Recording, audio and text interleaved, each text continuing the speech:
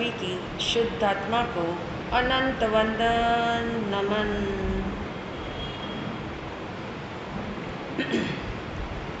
इस लोक के अंदर यदि कोई पूछे हमसे इस लोक में कौन कौन रहते हैं, कौन कौन से पदार्थ रहते हैं, ये लोक किससे बना हुआ है?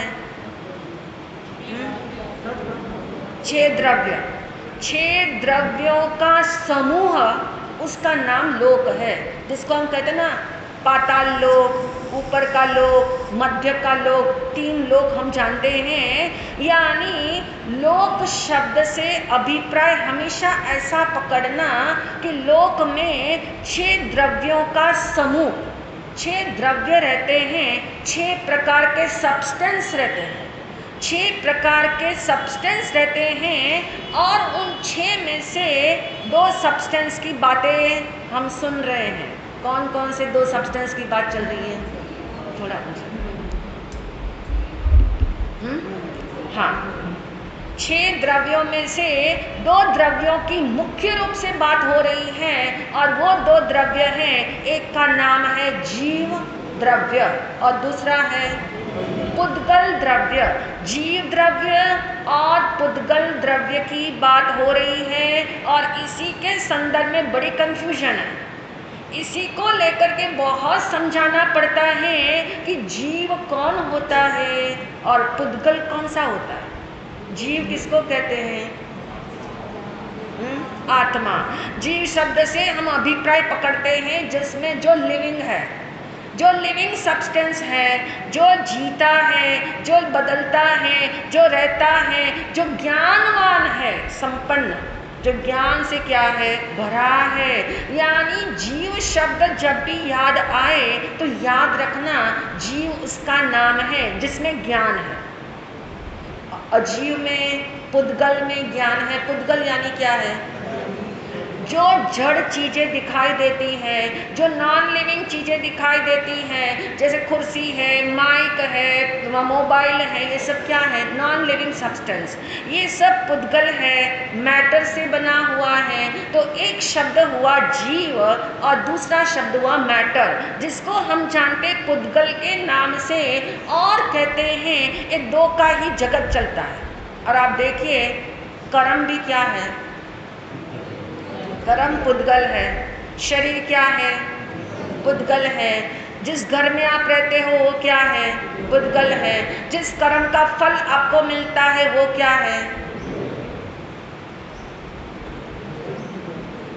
कंफ्यूजन हुआ क्या? जब आपको ये समझ में पक्का हो गया कि कर्म जो है वो जड़ है, तो कर्म का फल क्या होगा? जड़ ही होगा। जैसा खुद होगा वैसी उसकी संतति होगी। यानी जब कर्म जड़ है तो कर्मों के जितने फल आपके जीवन में आ रहे हैं वो सब क्या है? जड़ है, वो आप नहीं है। यानी कर्म आपके अंदर नहीं तो कर्म के फल भी अंदर नहीं है। कर्म के फल भी क्या है? बाहर है। जो कर्म आपके अंदर नहीं तो कर्म का फल भी आपके अंदर नहीं है। तो कैसी निश्चिंतता यदि समझ में आती हो कि कैसी निश्चिंतता है कि वो कर्म जो जड़ है, वो शरीर जो पुद्गलमय है, वो जो कुछ पुद्गलमय है वो मेरे अंदर नहीं है। तो 2 तत्व की बात। और इसलिए ज्ञानियों ने हमें संदेश दिया कि जहाँ जीव तत्व है, जो जीव तत्व है उस तत्व के पास ज्ञान है। जो जीव है वो ज्ञान है। जो लिविंग सब्सटेंस है, जहाँ लिविंग है वहाँ फीलिंग है। पहले भी जिक्र किया था कि जहाँ लिविंग है वहाँ फीलिंग है, जहाँ लिविंग नहीं है वहाँ कोई फीलिंग नहीं है। कुर्सी को आपने जोर से पटका, कुर्सी को कितना गुस्सा आया? किसको गुस्सा आता फिर? जिसकी कुर्सी है, जो कुर्सी खरीद के लाया है, जो कुर्सी को मेरी कहता है, जो कुर्सी पे बैठ करके सोचता है कि मेरी कुर्सी है, उसे गुस्सा आता है, लेकिन कुर्सी को कोई गुस्सा आता है नहीं, क्योंकि ये समझ में आ गया कि जो जड़ होता है उसमें फीलिंग नहीं होती, और जो जीव होता है, जो आत्मा होता है, उसमें फीलिंग होती है। तो अब हमें सिलसिला समझ में आ जाए, एक सब्सटेंस है जीव आत्मा और दूसरा सब्सटेंस है जड़, जिसे पुद्गल कहा जाता है। और हमारी बात चल रही थी कि जहाँ जीव है वहाँ ज्ञान है, जहाँ ज्ञान है वहाँ फीलिंग है। जिसको ज्ञान नहीं उसको फीलिंग नहीं। चेयर में ज्ञान नहीं है, पुद्गल में ज्ञान नहीं है, शरीर में ज्ञान नहीं है, शरीर में ज्ञान नहीं है, तो फिर जब गर्म स्पर्श लगता है तो हाथ कैसे हट जाता है?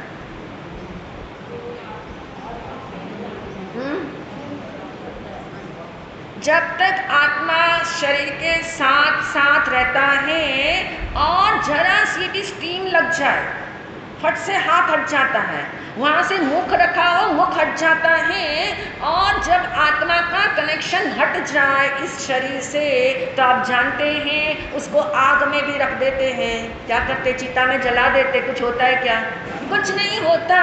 यानी ये समझ में आ रहा है, जहाँ ज्ञान है वहाँ संवेदना है, वहाँ अच्छे बुरे की फीलिंग है, वहाँ जो है ये समझ में आ रहा है, क्योंकि ज्ञान है। जिसे ज्ञान नहीं है उसे कोई समझ नहीं है। और दूसरी बात ये समझने वाली है, जहाँ जहाँ ज्ञान है वहाँ वहाँ सुख है। ये इक्वेशन याद करना पड़ेगा।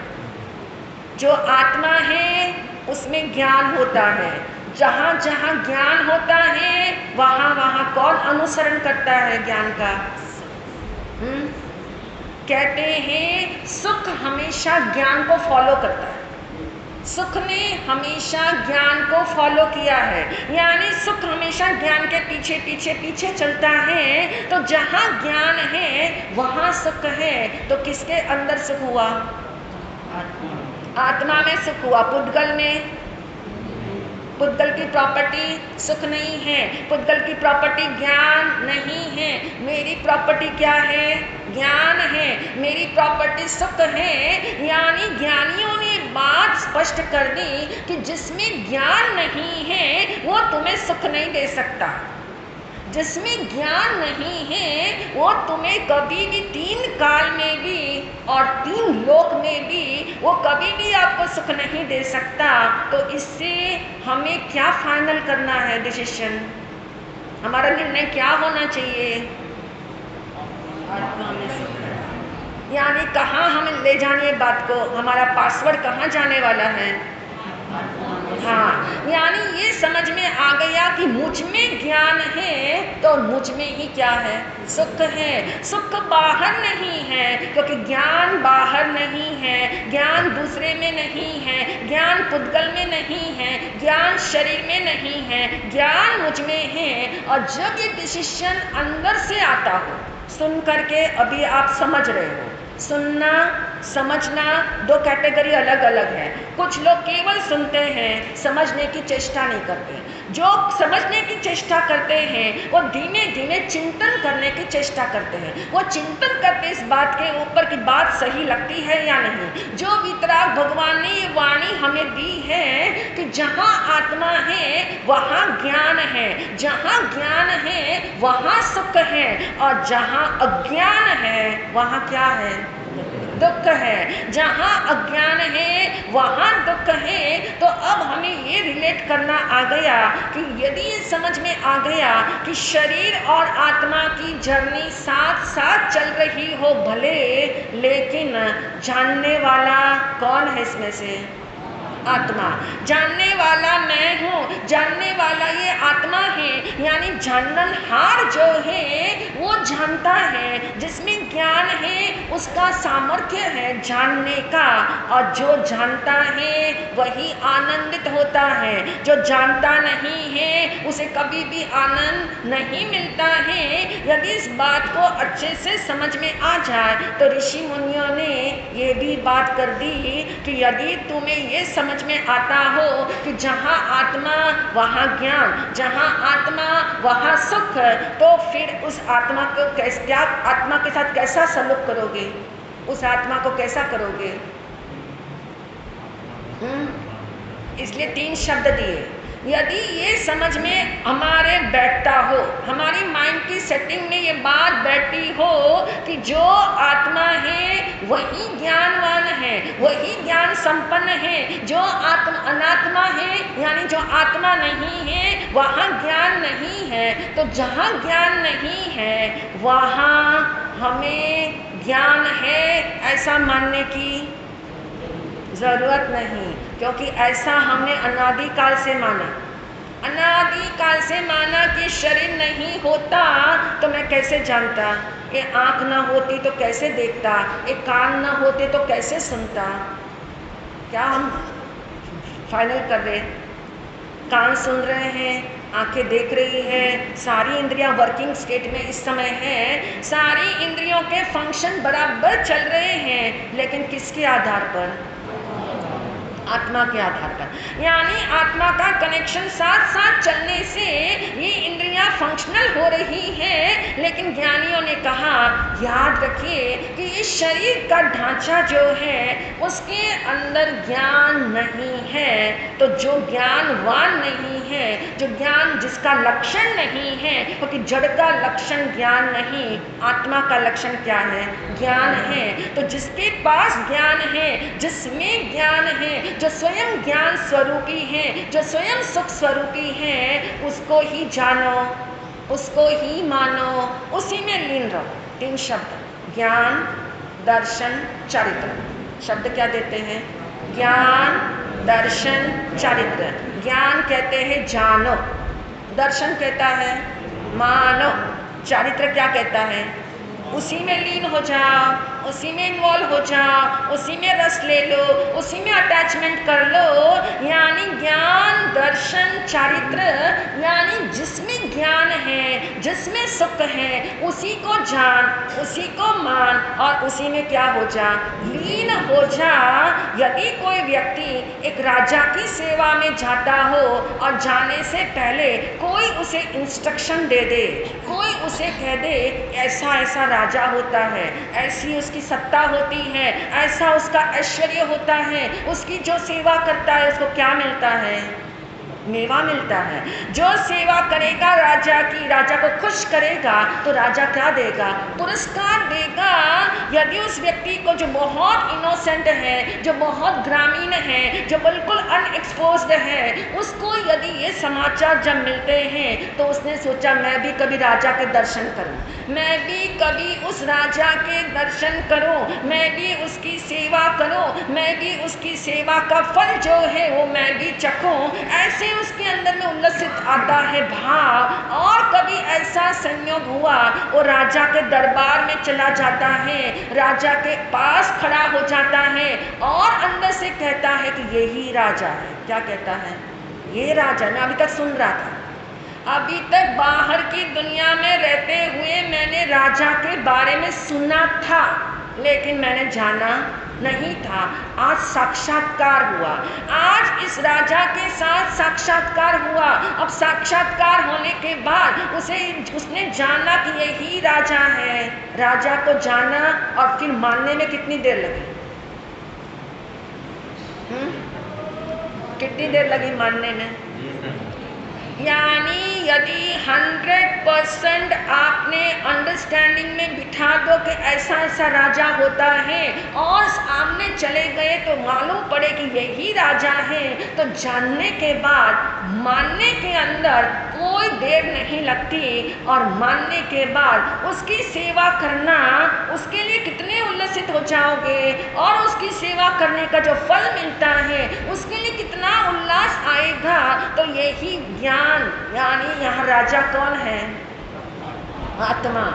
आत्मा नाम के राजा की तू पहले पहचान कर। सबसे पहले क्या कर? अब हम ये क्या कर रहे हैं? चाहे हम आईडी सुन रहे अपनी, आत्मा स्वयं परमात्मा के द्वारा अपनी आईडी सुन रहे हैं, यानी वो राजा कोई और दूसरा तीसरा राजा नहीं, मैं स्वयं आत्म राजा, मैं स्वयं चैतन्य राजा, मैं स्वयं वो राजा हूँ जिसको मैंने कभी जाना नहीं। जान लेने के बाद माना ही नहीं, मानने में नहीं आता कि आत्मा भी होता है। जानने के बाद, समझने के बाद, बुद्धि लगाने के बाद भी कहीं ना कहीं अटक जाते हैं, लॉजिक के द्वारा तर्क के अंदर अटक जाते हैं और फिर नहीं मान पाते, यानी मानने में मुश्किल है और मानने के बाद लीन होने में भी मुश्किल है। और इसलिए ज्ञानियों ने कहा कि यही तो जीवन है, जिस जीवन के अंदर हम इस आत्म राजा को जाने, माने और उसी में लीन हो जाए। और उसी के संदर्भ में हम सुन रहे थे कि सुख का पासवर्ड, इस सुख कहाँ रहता है, उस बारे में निर्णय अच्छे से हो गया कि सुख बाहर में नहीं है, सुख अंदर में है। सुख बाहर नहीं है, सुख अंदर है। जो सुख अंदर है, जहाँ सुख रहता है वहाँ जाना पड़ता है। जो व्यक्ति को मिलने जाना हो तो जहाँ वो व्यक्ति जिस मोहल्ले में रहता हो, जिस स्थिति में रहता हो, वहाँ जाना पड़ता है। यानी सुख मेरे भीतर है तो मुझे कहाँ जाना पड़ेगा? भीतर जाना पड़ेगा। सुख बाहर नहीं है और बाहर में जाओगे तो डायरेक्शन क्या हो गया? रॉन्ग हो गया, विपरीत डायरेक्शन हो गया। यानी सुख बाहर नहीं है, ये कंक्लूजन आपका पक्का होना चाहिए। जब तक ये कंक्लूजन आपका पक्का नहीं, तब तक भीतर में कितनी बार चले जाओ उसका कोई अर्थ नहीं है, क्योंकि निर्णय ही नहीं है। अभी निर्णय बना ही नहीं है कि सुख बाहर में नहीं है। अंदर में मंशा है कि सुख बाहर मिलता है, सुख बाहर में होता है। और आप भीतर से कनेक्ट होने की कोशिश करो, सारी कोशिशें नाकामयाब हो जाती हैं, झूठी तसल्ली हो जाती है कि मैंने कुछ अपने लिए किया। लेकिन ज्ञानियों ने कहा पहले निर्णय करो, पहले निश्चय करो, पहले डिसीजन करो, डिसीजन भी पक्का करो। ये पक्का निर्णय तब होगा जब समझ में सारा स्ट्रक्चर आ जाएगा। जब तक स्ट्रक्चर नहीं आएगा तब तक निर्णय पक्का नहीं होगा कि बाहर में सुख नहीं है, सुख मेरे भीतर है। तो बाहर में क्या है? बाहर में तो जो दिख रहा है सुख, वो दिखने वाले सुख है, भ्रमित करने वाले सुख है, मायावी सुख है, अवास्तविक सुख है, जो पुण्य के उदय से दिख रहे हैं। लेकिन वो सुख सुख नहीं है। वो क्या है फिर? वो दुख ही है, वो दुख ही है। क्योंकि पांचों इंद्रियों के माध्यम से जो सुख हमें लगता है कि मिल रहा है, वो कौन सा सुख है? वो टेम्पररी है, इंद्रिय जन्य सुख है। भले ही वो सुख आता कहाँ से है, कौन से सोर्स से आ रहा है? सोर्स कौन है? सोर्स कौन है? इंद्रियों के माध्यम से जो सुख बाहर में दिखता है, हमें फील होता है, वो सुख कहाँ से आया? हाँ, है तो सुख कहाँ का? आत्मा का। और तो सुख कोई जनरेट कर ही नहीं सकता, कोई सुख जनरेट नहीं कर सकता। पुण्य के उदय की बात हम करते कि पुण्य के उदय से ये व्यक्ति बड़ा सुखी है। ये पुण्य के उदय से जो हमें सामने वाला व्यक्ति साता में पाते हुए दिखता है, लेकिन वो बाहर का सुख जो आया कहाँ से है, यदि उसका सोर्स ढूंढोगे तो वो सुख भी जो है तो आत्मा का ही सुख। निकला किस माध्यम से है? जब भी आत्मा का सुख आत्मा के द्वारा नहीं फील करोगे, तब तक वो सुख क्या हो गया? इम्प्योर। वो इम्प्योर सुख किसका नाम है? टेम्पररी सुख का नाम है। वो सुख मेरा सुख नहीं है, जो इंद्रियों के माध्यम से निकले वो सुख मेरा नहीं है। और इसलिए नंबर 1 का सुख, हम 7 नंबर वाले सुख की पहचान कर रहे थे। नंबर 1 का सुख किसमें है?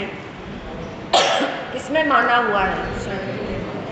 शरीर से मिलने वाली जो इंद्रियों के द्वारा जो सुख मिलता है, शरीर जिसका आधार बनता है, वो इंद्रिय जन्य सुख जो है वो हमें सुख लगता है। यानी हमें लगता है शरीर ना होता तो सुख कैसे मिलता? शरीर है तो सुख का आधार बना हुआ है, सुख फील कर सकते हैं, पर शरीर नहीं होगा तो कैसे करेंगे। लेकिन ज्ञानियों ने कहा अभी तक हमने इसी तरह से स्वाद लेना क्या किया है, आज तक ऐसे ही स्वाद लिया। मजबूरी थी हमारी, हमें समझ नहीं थी, हमारी समझ अधूरी थी, हमें पक्की समझ नहीं थी कि बिना इंद्रियों के भी आत्मा का सुख का स्वाद क्या हो सकता है, लिया जा सकता है, लिया जा सकता है। बिना इंद्रियों के भी आत्मा को जाना जा सकता है, बिना इंद्रियों के आत्मा के सुख को चखा जा सकता है।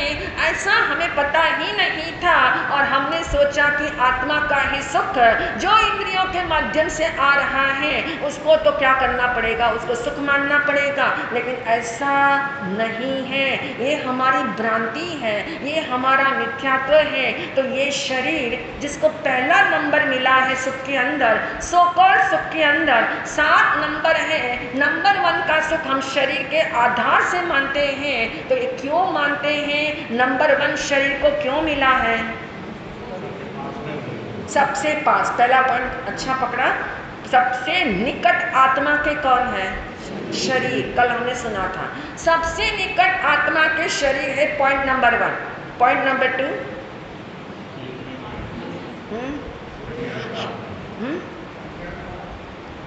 आवाज क्लियर नहीं आ रही है। हर जन्म में हमें हमेशा शरीर मिला। कौन सा ऐसा जन्म था जहाँ शरीर ना मिला, फिर तो बात ही खत्म हो जाता। शरीर ना मिले तो फिर तुम अशरीरी हो गए। अशरीरी कौन होते हैं, सिद्ध भगवान होते हैं। अशरीरी तो सिद्ध भगवान होते हैं, यानी उस अवस्था को जब प्राप्त करेंगे तब अशरीरी हो जाएंगे। यानी अनादि काल से हमारा जो परिभ्रमण हो रहा है, जन्म मरण हो रहा है, उस जन्म मरण की साइकिल के अंदर एक बार भी ऐसा नहीं हुआ कि हमें शरीर न मिला हो। इसलिए हर जन्म में किसका साथ मिला, शरीर का।